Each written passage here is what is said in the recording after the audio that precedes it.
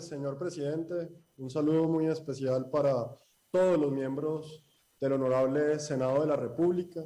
saludando también a todas las personas que han asistido a esta importante audiencia, en donde hemos escuchado la expresión de diferentes sectores del pueblo colombiano. Señor presidente, déjeme en primera medida felicitarlo por este espacio en donde hemos tenido la oportunidad de escucharnos como colombianos, de escuchar a quien quiere ser escuchado, dentro de la institucionalidad y dentro de los espacios que nuestra Constitución ha establecido como espacios válidos para el ejercicio de la democracia. Este es un mensaje importante de institucionalidad, en donde todos los órganos del Estado colombiano y donde las diferentes ramas del poder participan. A buena hora esta iniciativa, señor presidente, y tener la oportunidad de hablar en esta plenaria del Senado en nombre del Gobierno Nacional. En primera medida, señor presidente, y para entrar en materia, lo primero que debemos dejar con absoluta claridad al inicio de esta intervención es que la posición del gobierno del presidente Iván Duque es absolutamente clara. No tiene titubeos y no tiene ninguna duda. El derecho a la protesta y a la manifestación pacífica se protege y se garantiza. Y en ese sentido ha sido la posición del gobierno nacional durante lo que ha sido el transcurso de este gobierno, de que siempre estas expresiones de manifestación pacífica no solamente se permitan, sino que se acompañen por parte de nuestra fuerza pública. Tal vez, señor presidente, y entendiendo la situación por la que atraviesa la nación, una situación que es la peor crisis en la historia de la humanidad desde la Segunda Guerra Mundial, hicimos algunas consideraciones en materia de salud y de protección para todos los colombianos. Es importante recordar que la pandemia no se ha ido. Es importante recordar que estamos atravesando ese tercer pico de la pandemia que ha traído como consecuencia la muerte de un alto número de compatriotas y que además nos ha antepuesto ante la realidad que a pesar del esfuerzo de la vacunación masiva, segura y gratuita, seguimos enfrentando una pandemia que solamente podremos superar juntos y dentro de lo que han establecido los expertos del mundo, como es la OMS, como es la OPS y como son todos los expertos en salud, para poder garantizar, mitigar los efectos del COVID-19. Y es importante recordar que la semana pasada, antes de iniciar estas jornadas de protesta pacífica y de manifestaciones, se habían hecho recomendaciones por parte no solamente del Gobierno Nacional, sino de diferentes sectores, como fue la Procuraduría General de la Nación y la Defensoría del Pueblo y los expertos en salud frente a los riesgos que una aglomeración masiva podrá traer para nuestro país. Y por eso, en ese momento, la recomendación que se hizo por parte del Gobierno Nacional y por diferentes autoridades territoriales era la de buscar mecanismos alternativos que no pusieran en riesgo a los colombianos. Estamos todavía sin poder determinar lo que serán las consecuencias de las aglomeraciones de estos días para nuestro sistema de salud y para nuestra ocupación de unidades de cuidados intensivos que ya están en un nivel de estrés bastante alto. Y hay que recordar que en este momento más de 10 ciudades del país están en ocupación de cuidados intensivos superior al 90% y que estamos atravesando una positividad también de más del 90%. Habiendo hecho esas recomendaciones, que solamente tienen un criterio epidemiológico y en el sentido de la protección de los colombianos, se hicieron recomendaciones. Sin embargo, debe quedar claro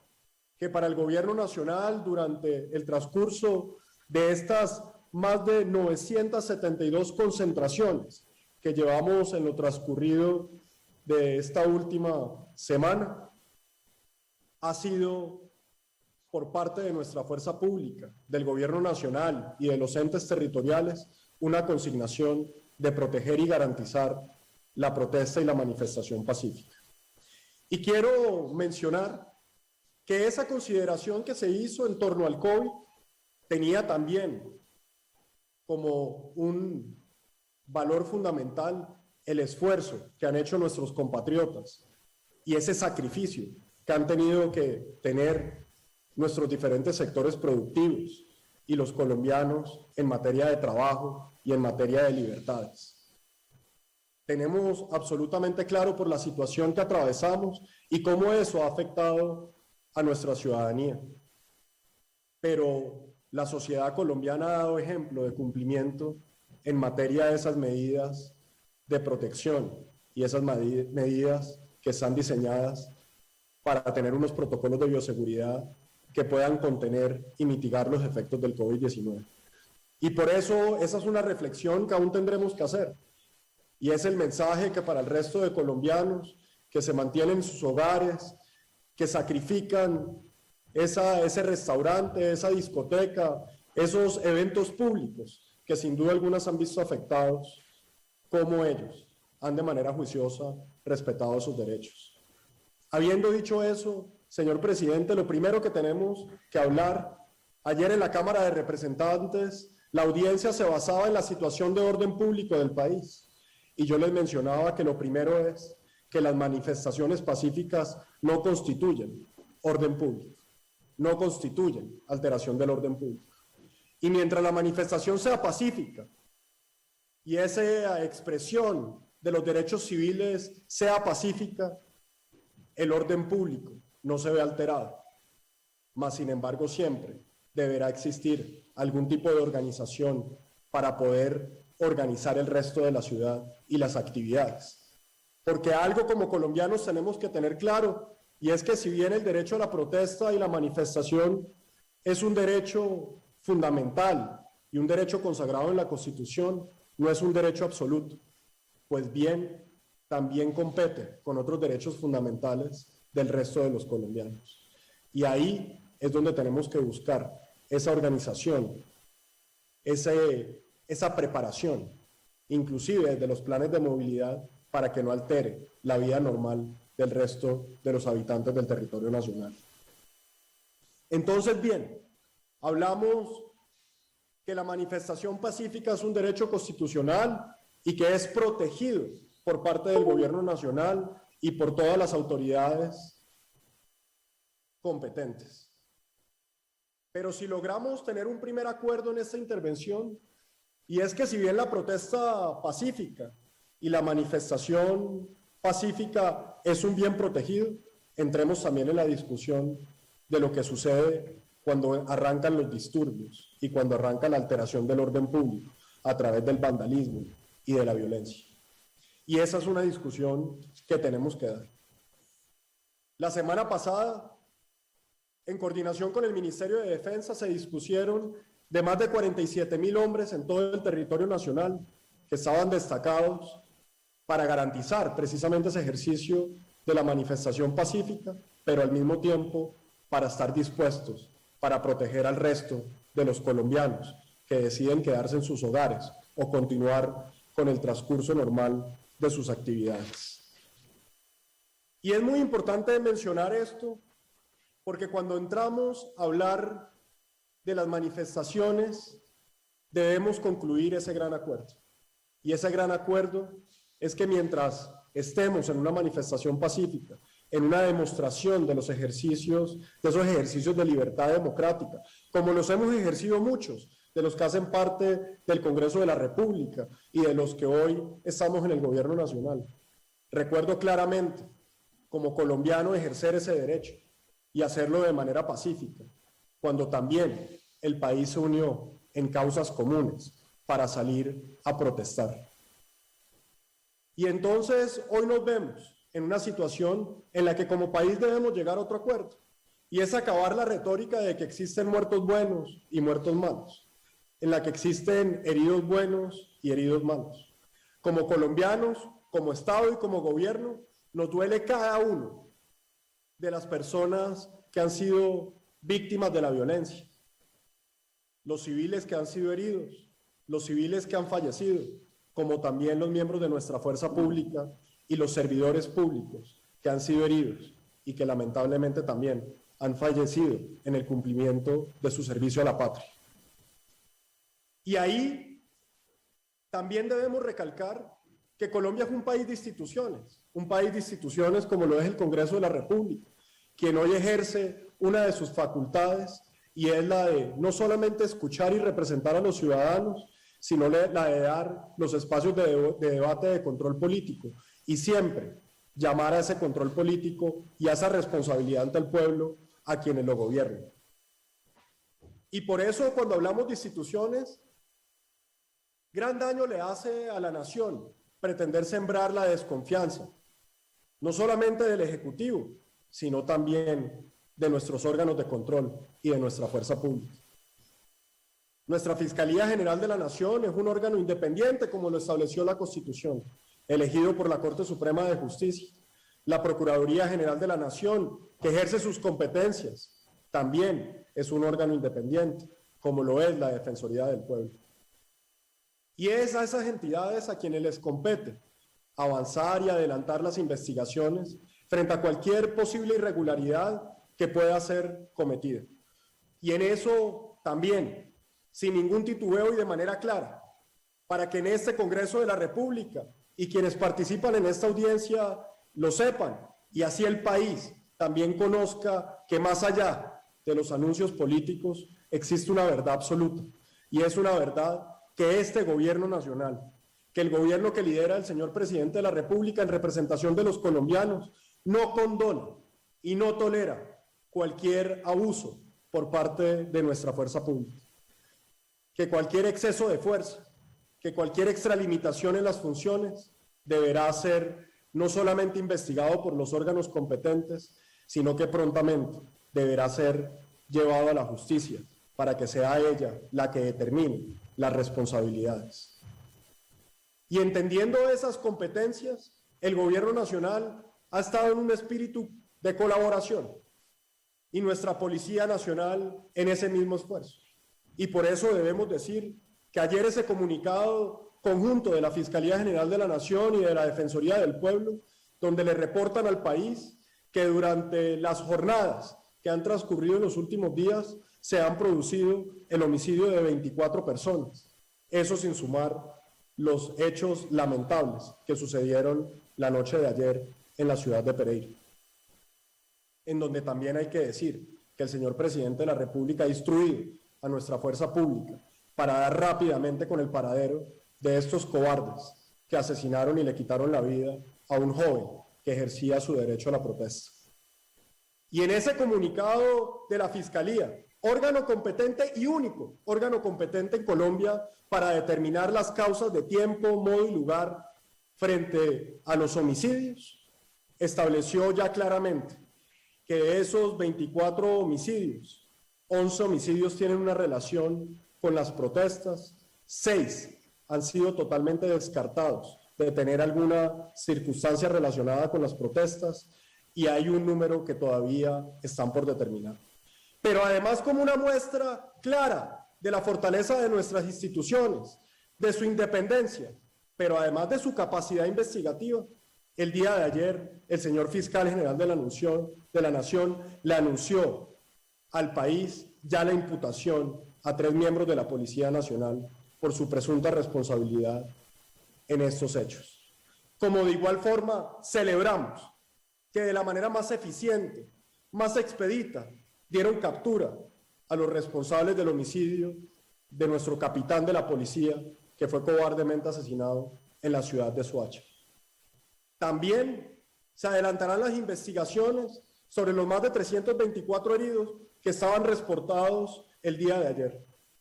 y que eso ha llevado a la apertura también de más de 38 investigaciones disciplinarias al interior de la Policía Nacional, de las cuales hoy tenemos 8 por homicidio, 13 por abuso de autoridad, 5 por agresiones físicas, 4 por lesiones personales y 8 por otras conductas. Pero mal haríamos en pretender socavar a nuestra fuerza pública como un criterio general sobre lo que claramente está expuesto como conductas que se pueden tipificar como extralimitaciones o abuso de poder. Hoy nuestra fuerza pública más que nunca requiere de nuestro respaldo, de nuestro apoyo, de acabar ese discurso de que nuestra fuerza pública al parecer son robots sin alma y no colombianos, como todos nosotros. Porque el colombiano policía también es campesino, porque el colombiano policía también es maestro, o hijo de un maestro, o hermano de un maestro, o primo de un maestro. Porque esos mismos policías que cuidan y protegen a muchos de los miembros de esta corporación son los mismos policías que salen a cuidar nuestras calles. Esos policías que acuden a nuestro llamado y que actúan solamente en cumplimiento de la labor que nuestra Constitución les ha comendado, dándole a ellos el porte legal de nuestras armas de la patria. Y si bien tenemos siempre que exigir el mayor rigor en las actuaciones policivas y en las actuaciones de nuestros miembros de la fuerza pública, y si bien está absolutamente claro que los podemos tener a un estándar aún mayor de lo que tenemos al resto de los colombianos, también ellos merecen nuestro respeto y nuestra admiración. Si bien ellos entienden que el amor verdadero solamente lo encuentran al interior de sus hogares,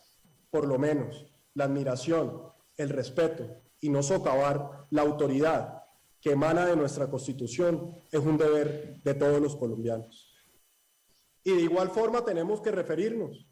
a los informes que hablan de más de 89 desaparecidos presentados por la Defensoría del Pueblo, que dentro del marco de la institucionalidad se han trabajado en esa mesa intersectorial de búsqueda de personas desaparecidas, en la que hace parte la Fiscalía General de la Nación, y en donde ya hablaban el día de ayer que 38 de esas personas han aparecido, y hoy la Alcaldía de Bogotá hablaba también de un número importante que ya también habían aparecido. Aquí hay instituciones sólidas que trabajan en pro de los colombianos, y es nuestra responsabilidad de trabajar dentro del marco de la institucionalidad,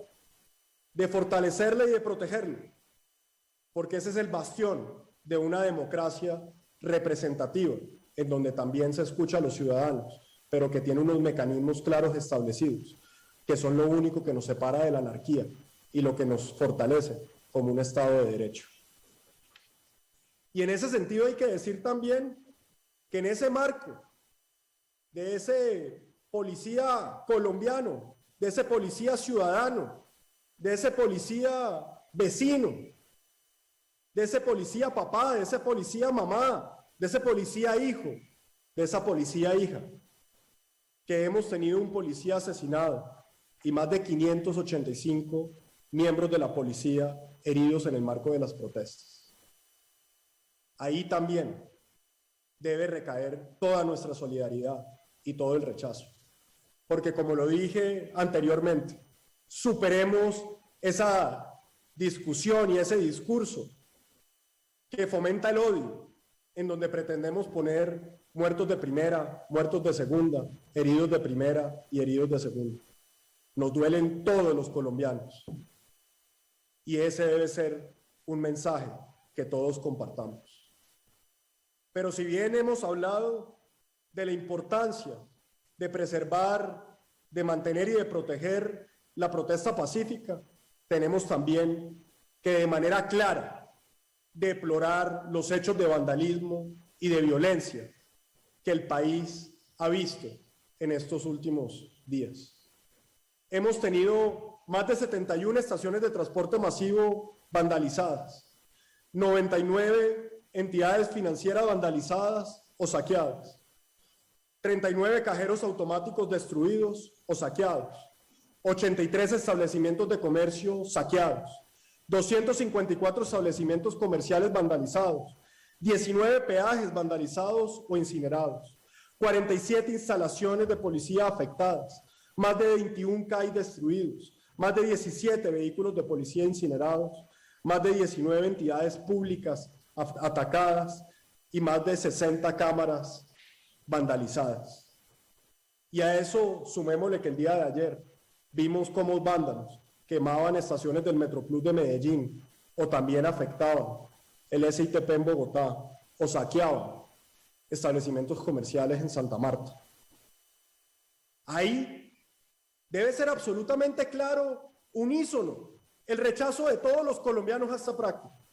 Porque si bien podemos hacer el ejercicio de separar la marcha pacífica, en donde algunos inclusive pueden llegar a infiltrar, o por invitación de algunos desadaptados,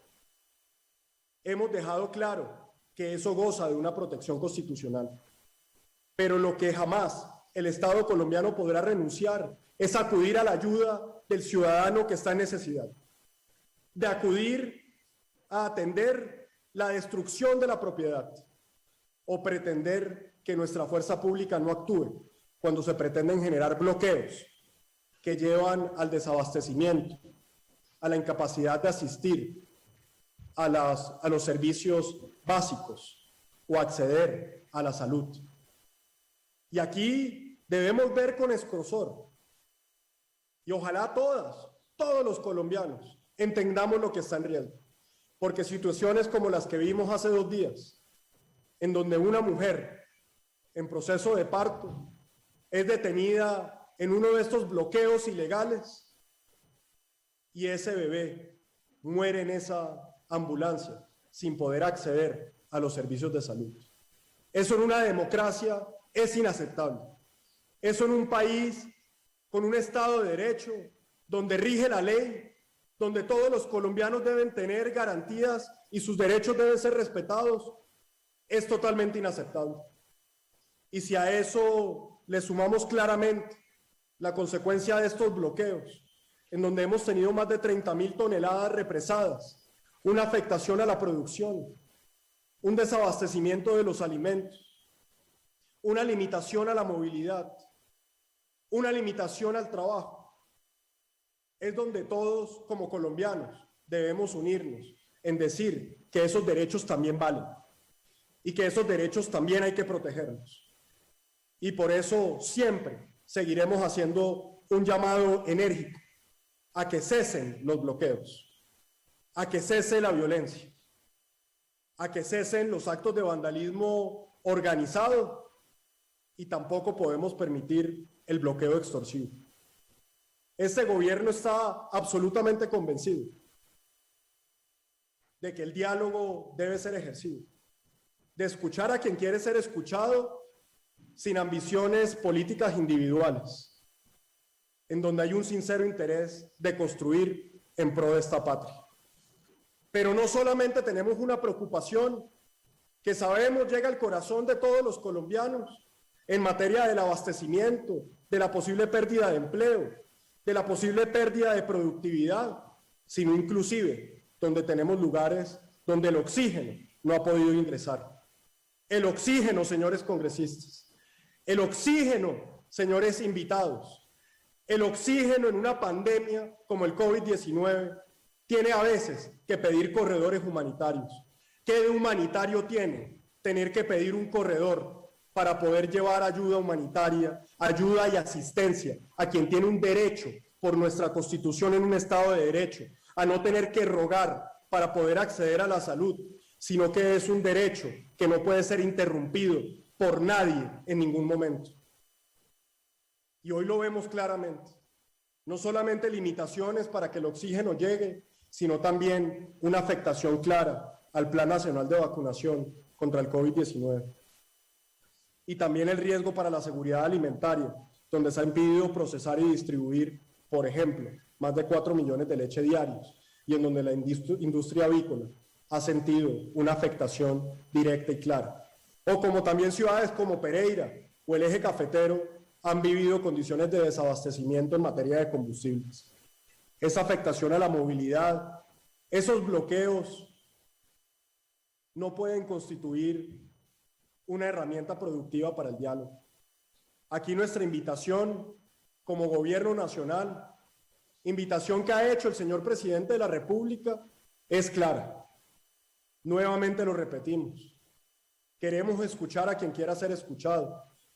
Y hay que recordar que este ha sido un gobierno en el territorio, un gobierno que ha venido construyendo con los ciudadanos una política de gobierno, una inversión social, que sin duda alguna está claro, con el aporte y el concurso de todos los colombianos, dentro del marco de las instituciones, del diálogo sincero, del diálogo constructivo, dentro de los procesos establecidos en nuestra democracia, está absolutamente bienvenido y lo hemos dicho públicamente. Y en ese sentido, el señor presidente de la República ha hecho claro la instalación de esos encuentros para escucharnos y avanzar en lo fundamental. Avanzar en lo fundamental que como nación nos permita continuar en ese sendero hacia la reactivación económica y la vacunación masiva de todos los colombianos. Y en ese sentido, como gobierno, hemos dispuesto de manera clara esa disposición de diálogo constructivo, de escuchar a quien quiera ser escuchado y de encontrarnos con los ciudadanos. Siempre dentro de la premisa del fortalecimiento de las instituciones, de que prevalezca la democracia, de que protejamos la Constitución, pero aún más importante, que todos juntos, que todos unidos, expresemos nuestro rechazo incondicional, inequívoco, innegociable a las expresiones de violencia, de vandalismo y a los bloqueos que afectan los derechos del resto de los colombianos. Protejamos los derechos de todos.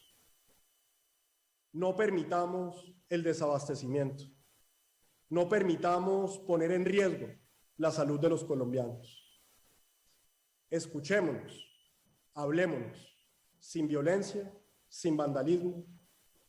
y sobre todo dentro de las instituciones. Muchísimas gracias, señor presidente.